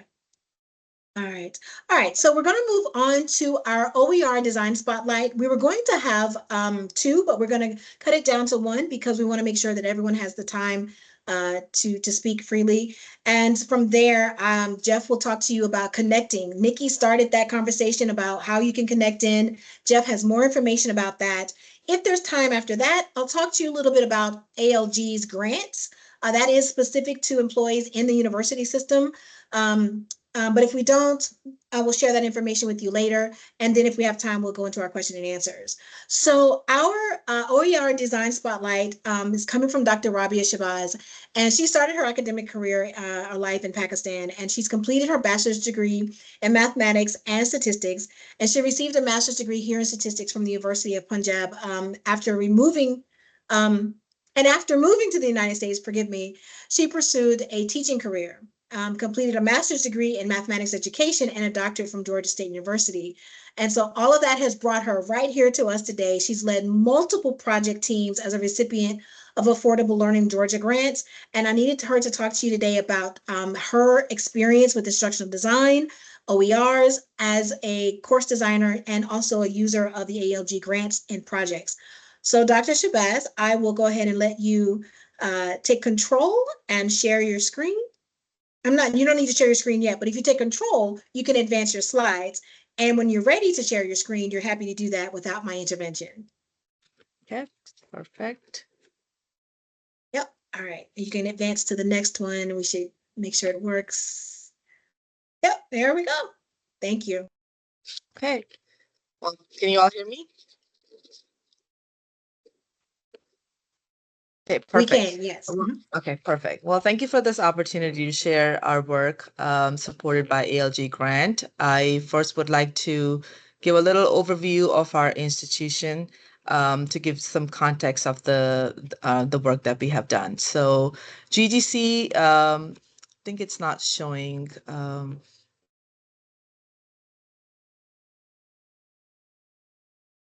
Yeah, we can see your slides. Okay, I think it was not moving to the. Could you help me go back, or I have to leave? I have to give control back. No, no, no, I think, I think let's I'm not in see the here. right place. Okay, Sorry no about worries, that. no worries, no worries. So let me take control and I will get us to where I know you need to be. Let's see here. Okay. So I moved a few slides around, and so that may just be a little bit of a, there we go. All right, Okay. so All right. it's advancing it bullet point by bullet point. So Yeah, you that's can what I take was. control Should I? back. Perfect. Okay. There we go. All right. So GTC was established in 2006 as an open access four-year institution. And currently we serve about, okay, now it's working. I know what to do now. Currently we serve about 12,000 students, and we have been designated as minority serving institution, Asian American and Pacific Islander serving institution, and Hispanic serving institution. 75% of our students are residents of Gwinnett County. 40% of them enter college as first generation students, and 50% of them are eligible for Pell Grant. So why we chose pre-calculus for our project is because pre-calculus is one of the required STEM major courses. And the Office of Institutional Research has shown that about 700 to 800 students enroll in pre-calculus course every semester, like in spring and fall. And only 60% of them successfully complete the course. Um, uh, as you can see from the 5-year data that we used when we started off our first ALG grant, showed about 40% of the students at the DFW grade. So many of them end up repeating pre-calculus 2 or 3 times, or even leaving the STEM major. So we have written 3 grants altogether. 2022 I wrote the transformation grant for transformation grant, and then in 23 the continuation grant, and then this year 2025 we wrote a research grant. So in 2022 I gathered a group of 4 other colleagues, and we wrote a transformation grant to completely transform our pre-calculus course from conventional lecture-based course to more of an active learning course using blended instructional approach. We created educational resources like guided notes and lecture videos using Edpuzzles to go with the guided notes. We also created in-class activities, and we created homework activities on the MyOpen Math, which is the free educational resource for homework platform, and it works with the Stacks textbooks.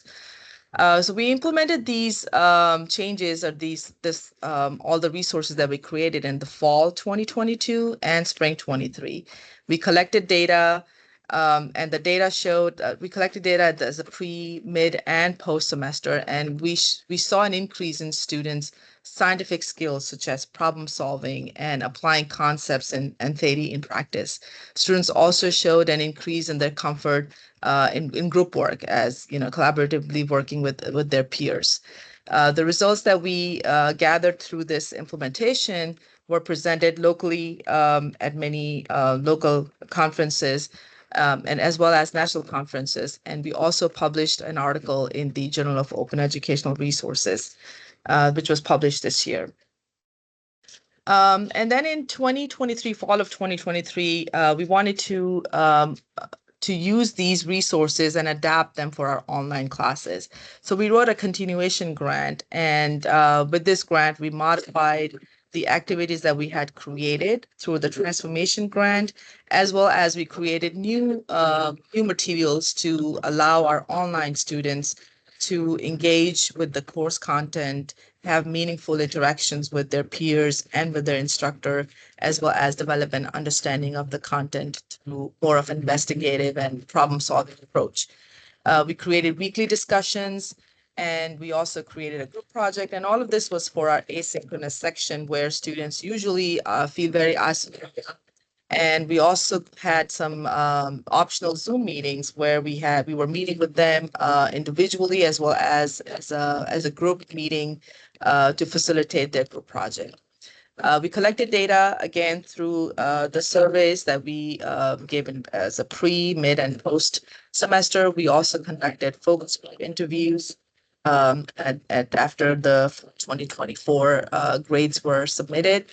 And in our surveys, we included another aspect besides just, checking if they liked the material or not and how their grades were going. But we also wanted to check their sense of belonging and engagement. So we used the Likert scale questions from the Good and Colleagues 2012 survey. And we also used for the sense of belonging, and we used the engagement in mathematics questions from Wong and colleague 2016 survey. And our results showed an increase in students overall, the average score that we calculated on the sense of belonging and engagement. There was a slight increase. It was not very significant, but it was an increase in their scores. But interestingly, we saw a very significant correlation between the post engagement and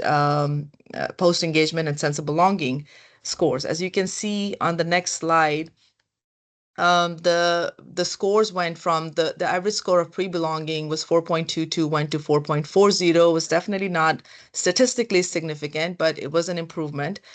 For engagement, it went from 3.38 to 3.39. Again, not significantly statistically significant. But if you look at their correlation, the pre-belonging and pre-engagement correlation was 0.03, and it jumped to 0.76, which was very statistically significant. And if you look at the scatter plot, that also shows a very correlated relationship between the two. And we were looking at it as when they were feeling more belonged in the classroom, they're more engaged with the content. And this, by the classroom, I meant to say in the online environment. As they're feeling more belonged, if they're doing more work, and vice versa. It works both ways. So I want to show you a little quick overview of the course that we set up in fall of 2024. So I'm going to try to share my screen. Hopefully will not mess up this time. So this was our pre-calculus, again, asynchronous pre-calculus course. As you can see, the dashboard here, and we were using announcements as weekly announcement reminders, but mainly all of the content was under the content browser, organized by the week. So I have these weekly modules where I had the guided notes and the Edpuzzle videos. I'm not sure if anyone wants to know more about Edpuzzle videos, but just to briefly tell you why we use Edpuzzles, because Edpuzzle allowed us to integrate questions in our lecture videos. So we had created YouTube videos, but we were embedding questions just to make sure that students were actually watching the videos for understanding, and Edpuzzle give them a grade based on how they answer the question. So we were using those grades as part of their grade. We used MyMathLab in this semester because they negotiated with us for the $40 subscription for students. And we had these weekly discussions, and then they had these assignments. So the discussions I would like to talk more about, because it's not very common to use discussions in mathematics. So some of these discussions we had where we further divided students into smaller groups. So there were some discussions where they were to post as a whole class, but in some of them we put them further into smaller groups just to increase more of their interaction with each other. And we chose these discussions based on the topics that were more difficult. And also we chose them for the exam reviews. So there were questions, discussion posts where the students had to post a problem, and then the other problems that they find more difficult for the preparation of the exam, and others were, explaining them the solution or helping them understand. And also we had a group project where everything was done completely online.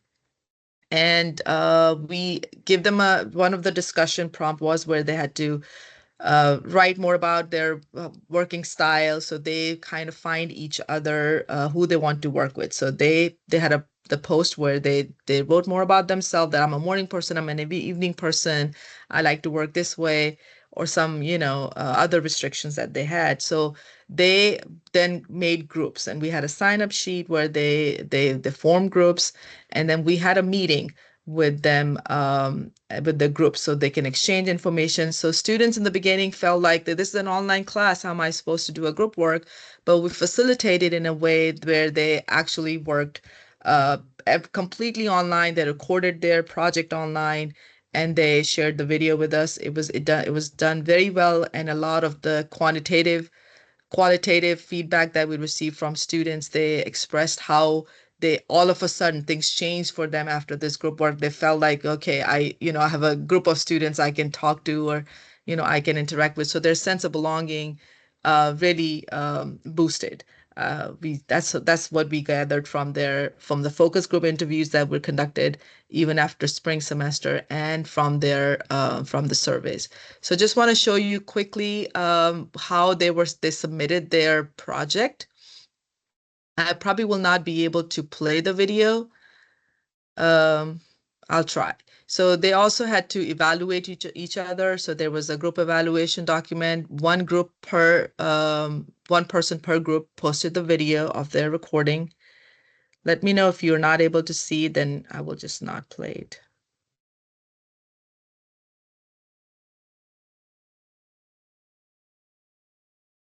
Yeah, we can see it. I will just quickly forward this. So,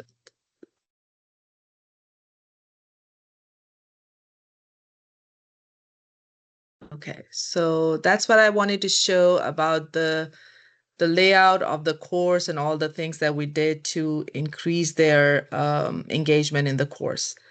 So I'm going to go back to the PowerPoint. So this year we wrote a research grant, and I want to stop sharing first. Okay. I think, Nikita, do I have to give you a control to show the slides again? Maybe let's do that. We're actually going to be coming up at the end of your session here in a moment. It's Let just me see one if I can- slide. Oh, that there is it is. left. I see it. There it is. Let me go ahead and share that. Sure. And I still have control, and we'll just leave it on this slide. Is it coming? That works. Let's see. There we go. And One there we up there. go. There we Yes. are. Yeah, so our research question that we want to address through this grant is how do students perceive the usability, quality, and adequacy of these instructor created resources? And our underlying question here is, do these resources actually influence students' engagement and sense of belonging? So in my vision, all of this is kind of bringing it together.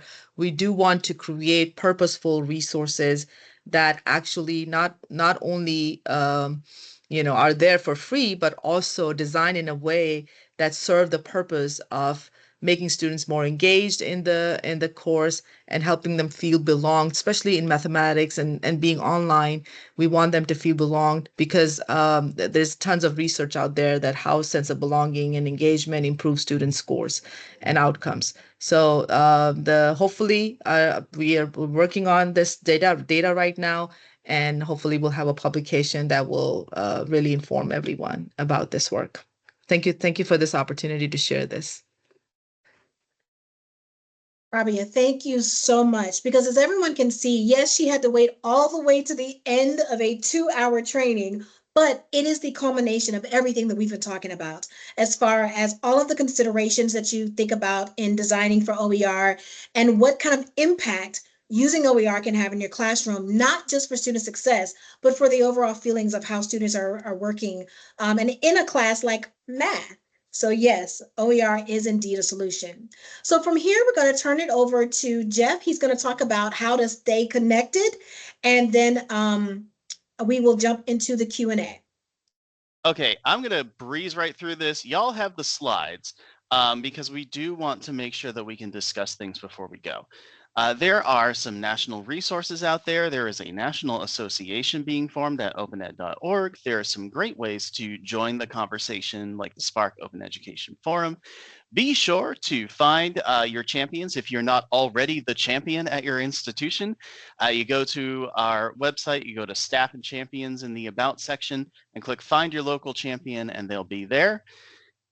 So be sure to contact them. There is an open education conference. It is national this year. It is taking place in Denver, so you can go to Colorado and learn some cool stuff. And also be sure to bring OER to your discipline societies and conferences to get it in the conversation. I am going to turn this over to Nikita. I think we're just going to go right to the end, though. We're going right to the end so that we can just open up the sessions here for a little bit of Q&A. So let's see, let me get to, there is some information about Affordable Learning Georgia and the grants that we offer. Again, that is specific to University System Georgia employees. And so the information will be in the slides.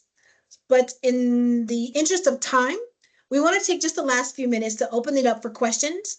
And if Jeff, you would share also the post-session form. If you have questions, we want to continue to address them, and we would love for you to use this form to submit the questions to us so that we can have our panelists and our guest speakers to address them later on. So let me just open up the floor here. If there's anyone that wants to raise their hand, drop in the chat or unmute in order for a question, please do that. We have a few minutes for myself, Jeff, and all of the speakers to address these questions. I'll just pause for a moment, and you can either raise your hand, unmute, or drop it in the chat.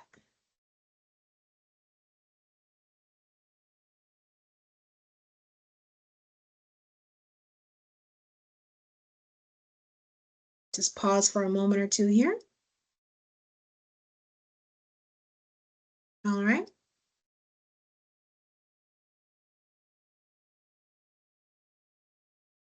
All right, so we have a question from Estelle. What is a good place to publish an article on OER utilization?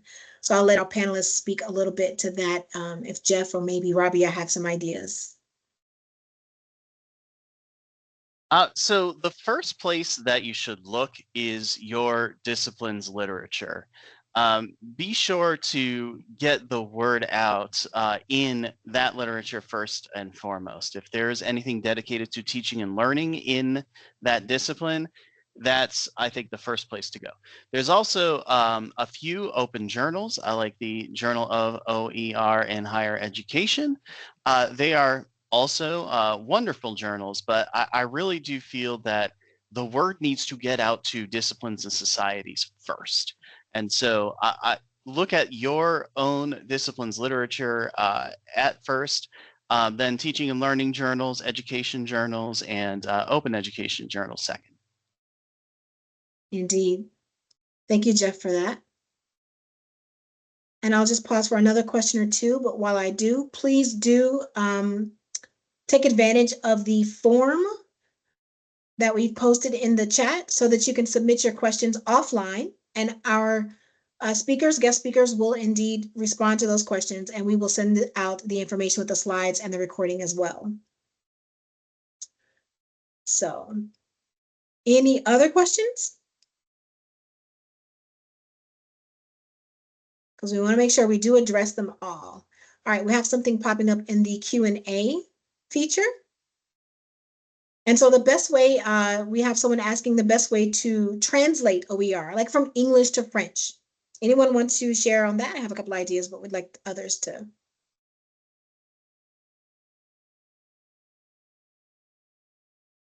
All right, do we have anyone who wants to address translating OER? Okay. Nikita, I'll just speak a little bit briefly on that one, just because of the language background I have.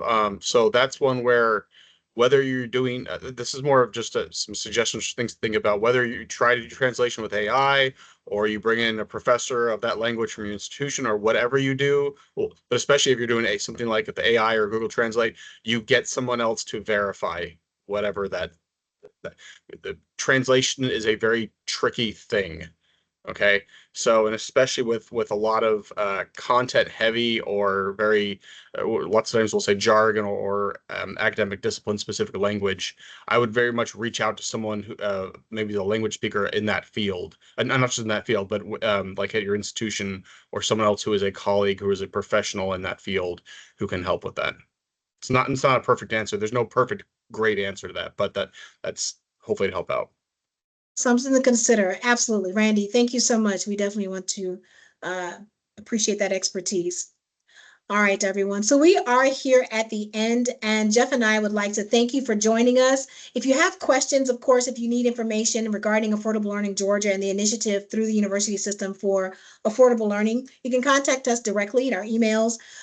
We will also be sending out this recording with the slides, all the links, and any of the questions and answers that we can put together for you.